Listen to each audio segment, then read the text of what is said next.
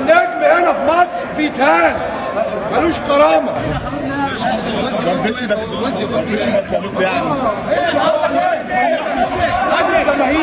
كل الناس دي بتحب حسن الهلال، بس ادي الجماهير اهي معروف انا مين. السلام عليكم عزيزي المتابع، اهلا بيك في فيديو جديد. والله احنا النهارده نتكلم في موضوع غريب شويه ومضحك في نفس الوقت، اللي هو بتاع موضوع حسن الهلالي. ومطلع ميمز على التيك توك وحاجات غريبه قوي، يعني مثلا تلاقيه بيسلم على واحد لا فنان بيسلم على فنان، تلاقي الفنان بيرجع راسه ورا. ما ده الطبيعي، لانه هو طبعا عنده شنب كبير، ربنا يزيده ويبارك يعني. يعني كبير قوي، عامل زي الصرصار. يعني الصرصار تلاقي شنبه واخد حجم كبير من جسمه. فالفنان حسن الهلالي ده تلاقيه برضه يعني مش عارف هو دي دقن ولا مش عارف، ولا والله ما عارف. موضوع غريب قوي.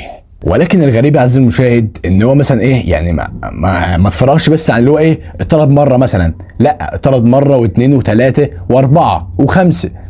المشكله اللي انا حاسس ان في طبقيه في الموضوع. يعني مثلا اللي هو مثلا فنان كومبارس او كده مثلا، ف بيخلوه مثلا ما يروحش الاماكن دي اللي هو راحت عليه مثلا او كده. هو باين ظهر من زمان قوي، يعني هو ظهر من زمان. ففي الايام الاخيره او الاونه الاخيره مثلا او كده تلاقيه ما كانش بيعمل حاجه خالص. فانا مش عارف، الموضوع غريب قوي، موضوع غريب. وبرضه هظهر لك فيديو دلوقتي برضه مثلا يمكن تلاقيه هو بيطلب مكان تاني برضه. بتتجاهلوني ليه؟ الواحد يسافر بره ويسيب بلده بقى طالما مش عارفين قيمه الفنان هنا. طيب ماشي، بس ما تسوقنيش. اتفضل يا جماعه، هنصور. اللي عايز يصور مع الفنان حسن الهلالي يصور معايا بره. انا هنا في الاوبرا بتطرد يا جماعه. انا راجل نجم معروف، حسن الهلالي شنبه. المفروض انا بنشط السياحه، بنزل الهرم انشط السياحه. الشنب ده تاريخ. عيب اللي انتوا بتعملوه مع الفنان حسن الهلالي. انا جاي اعتذر للاستاذ، اقول له يا استاذ انا بحبك وجيت لك عشان اقول لك يا استاذ انا جيت لك العزا بعزيك، وانا بعزيك يا استاذ.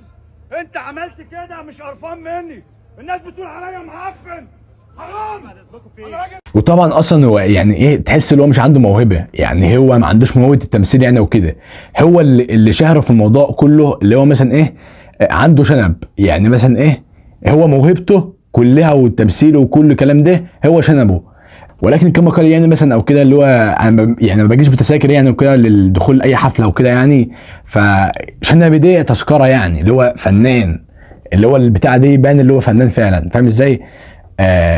فالموضوع غريب، ولكن هو فعلا راحت عليه. يعني خلاص بقى يعني يتفرغ بقى لحياته بقى، مش عارف يشوف اخرته بقى وكده. فاهم ازاي؟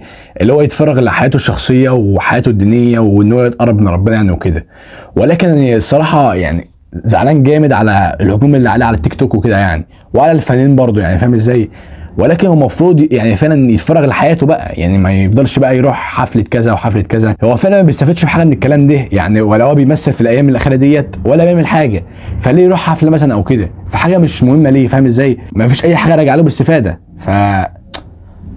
فهو المفروض مثلا زي مثلا ممثل معين اللي هو كان طلع في فيلم الكبير، اللي هو كان جندي من الجنود اللي موجودين معانا وكده يعني. هو اتفرج بقى لحياته بقى، باين عمل مسك مسجد وشاف حياته بقى وكده واستقر مع حياته. ده بقى فعلا الشخص الحكيم اللي هو فاهم حياته ماشيه ازاي يعني وكده. فعارف ان هو المفروض دلوقتي في اخرته يعني المفروض بقى يقرب من ربنا ويشوف حياته بقى. فاهم ازاي؟